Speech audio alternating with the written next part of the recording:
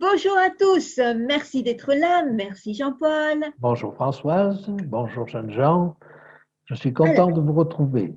et nous de même, on est content de vous retrouver, Jean-Paul. Alors aujourd'hui, nous entamons le chapitre 20 avec ce titre, La prison de Satan. Ah oui. Alors ça c'est étonnant parce que Hein? Satan est un ange Ben oui, et un ange normalement n'a pas de prison, ce n'est pas les barreaux qui le retiennent. ben c'est Hein. ça. Et alors d'autant qu'on nous parle d'une prison qui va durer 1000 ans. Ah oui, alors là, Hein. Donc tout un millénaire. Alors il y a eu beaucoup de théories sur ces 1000 ans, beaucoup de personnes ont essayé de comprendre ce texte. Je crois qu'il faut le comprendre de manière assez simple. Et je vous propose que nous lisions ce texte. Et puis, nous allons le scinder en plusieurs parties, mais on va lire déjà les 4 premiers versets. Puis je vis descendre du ciel un ange qui avait la clé de l'abîme et une grande chaîne dans sa main. Il saisit le dragon, le serpent ancien, qui est le diable et Satan, et il le lia pour 1000 ans. Et il le jeta dans l'abîme, ferma et scella l'entrée au-dessus de lui, afin qu'il ne séduisît plus les nations jusqu'à ce que les 1000 ans fussent accomplis. Après cela, il faut qu'il soit délié pour un peu de temps. Et je vis des trônes, et à ceux qui s'y assirent fut donné le pouvoir de juger. Et je vis des trônes, et à ceux qui s'y assirent fut donné le pouvoir de juger. Et je vis les âmes de ceux qui avaient été décapités à cause du témoignage de Jésus et à cause de la parole de Dieu, et de ceux qui n'avaient pas adoré la bête ni son image, et qui n'avaient pas reçu de marque sur leur front, sur leurs mains. Ils revinrent à la vie, et ils régnèrent avec Christ pendant 1000 ans. On nous parle de cette période de 1000 ans. Alors, au début de cette période, on arrive avec cette vision extrêmement forte et glorieuse d'un ange qui descend avec une grande chaîne à la main. Évidemment, je pense que quand on parle de Satan, on ne l'enchaîne pas avec une chaîne. Ou du moins, il faut comprendre cette chaîne autrement. Et le premier point, si vous voulez, que je vais essayer de partager avec vous, c'est la nature de cette chaîne. Cette chaîne, c'est une chaîne de circonstances. Que se passe-t-il? Satan est laissé sur terre avec ses suppôts, avec ses anges, mais la terre est vide. Il n'y a plus aucun homme. Les élus ont été pris par Jésus et les autres sont tous morts. C'est ce que nous dit la fin du chapitre 19. Et donc, Satan n'a plus personne à séduire. C'est en cela qu'il est lié. Il est lié par les circonstances. Et vous allez voir qu'à la fin du chapitre, il retrouve une activité.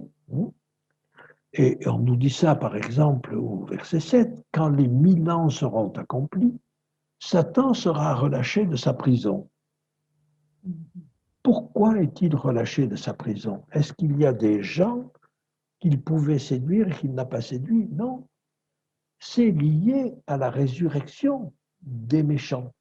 Et vous voyez ça au verset 9, ils montèrent à la surface de la terre, ils investirent le camp des saints. Donc, nous avons à la fin des 1000 ans la résurrection des réprouvés, et de nouveau, Satan peut agir sur eux. De nouveau, il retrouve de l'activité. Donc, vous voyez, cette prison, c'est une prison de circonstances. Il n'a plus personne à séduire. Vous avez la même chose, et j'aimerais le souligner, quand vous avez cette guerre dans le ciel qui est décrite au chapitre 12, à partir du verset 7. Cette guerre, alors on va le dire parce que Satan est appelé exactement de la même manière. regardez au chapitre 7. Comment Satan est appelé ici? Satan est appelé le grand dragon, le serpent ancien, qui est appelé le diable ou Satan. Eh bien, regardez au chapitre 12 ce qui nous est dit à partir du verset 7. Il y eut guerre dans le ciel. Michel et ses anges combattirent contre le dragon, et le dragon et ses anges combattirent. Bon. Mais ils ne furent pas les plus forts, et leur place ne fut plus trouvée dans le ciel. Ah, et on va essayer de comprendre ce qui veut être dit là quand on dit que la place de Satan et de ses anges n'est plus trouvée dans le ciel. Et il fut précipité, le grand dragon, le serpent ancien, appelé le diable et Satan. Vous avez noté? Exactement la même manière de le désigner. Hein? Il fut précipité, le grand dragon, le serpent ancien, appelé le diable et Satan, celui qui séduit toute la terre. Il fut précipité sur la terre et ses anges furent précipités avec lui. Que veut dire que ces anges furent précipités avec lui? Eh bien, essayons de comprendre cela. C'est de nouveau une précipitation, si vous voulez, un exil de circonstances. Pourquoi? Pour la même raison. Au ciel, il n'a plus personne à séduire. Quand toute la société céleste et tous les anges ont vu comment Satan traitait Jésus, comment il l'a fait flageller par des soldats romains, comment il a été crucifié par des soldats romains, sans jamais les maudire et en demandant leur pardon jusqu'au bout. Tout le monde a compris qui était Satan et qui était Jésus et qui était Dieu. Vous comprenez? Maintenant, les anges, on n'a pas besoin de venir leur raconter n'importe quoi. Satan a beau essayer, aurait beau essayer de leur raconter encore toutes sortes de mensonges, plus personne n'y croit. Si Satan est expulsé du ciel, c'est qu'en réalité, il n'a plus personne à séduire au ciel. Tout le monde a compris. Et donc, vous voyez, c'est une expulsion de circonstances. Il est limité, mais parce qu'au ciel, il pourrait y remonter. Hein. Il séduirait personne. Donc, il n'y a plus aucun intérêt. Et vous voyez, quand Satan est prisonnier dans cet abîme sur la terre, c'est qu'en réalité, il n'a plus personne à séduire. C'est la même circonstance. Ne pensez pas à des empêchements.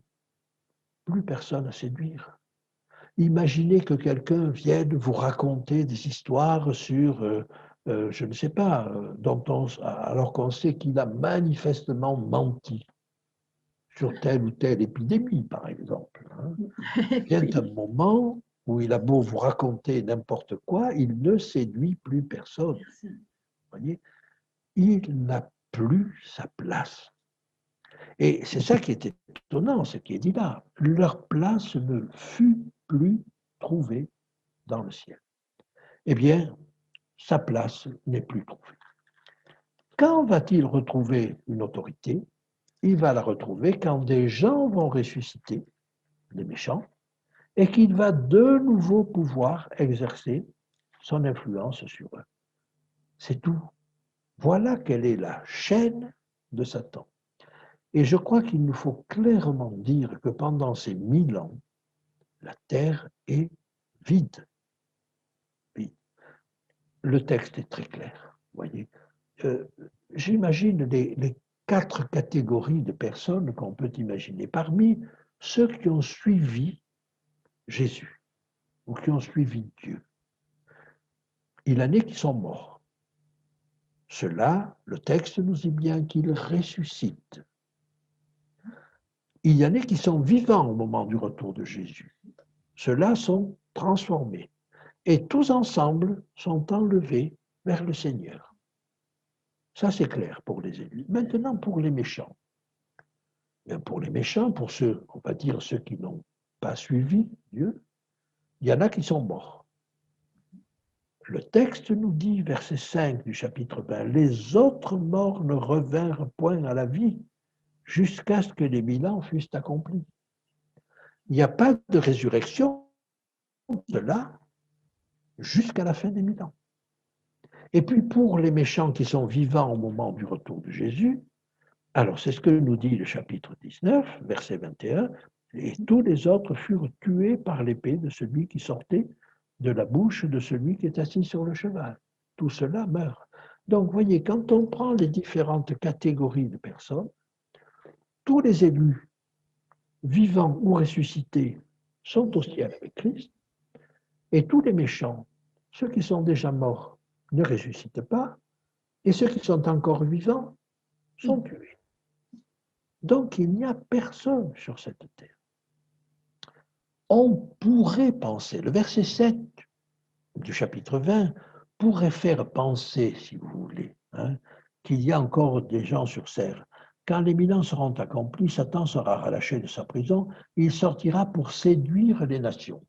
On se dit, tiens, il y a des nations sur cette terre? Non, non. Ce sont les nations qui arrivent avec la résurrection qui est au verset 9. On pourrait lire, si vous voulez, on pourrait comprendre. En effet, verset 9, en effet, tous ces méchants montèrent à la surface de la terre, c'est-à-dire qu'ils ressuscitent. Vous voyez? Alors voilà, je crois qu'il nous faut être très, très clair là-dessus. Je me permets d'insister parce qu'il y a différentes théories qui peuvent être avancées, et de bonne foi. Je ne mets pas en cause la bonne foi de ceux qui les avancent. Je dis simplement, le texte me paraît suffisamment clair pour qu'on comprenne qu'en réalité, cette chaîne, cette prison, c'est des circonstances. Et de cette prison, il est dit que l'entrée est fermée au-dessus. On m'a demandé une fois pourquoi l'entrée était fermée au-dessus. Et c'est quelqu'un qui a apporté la réponse et qui a dit, mais c'est parce qu'en réalité, Satan ne peut plus avoir de contact avec les élus qui sont au ciel.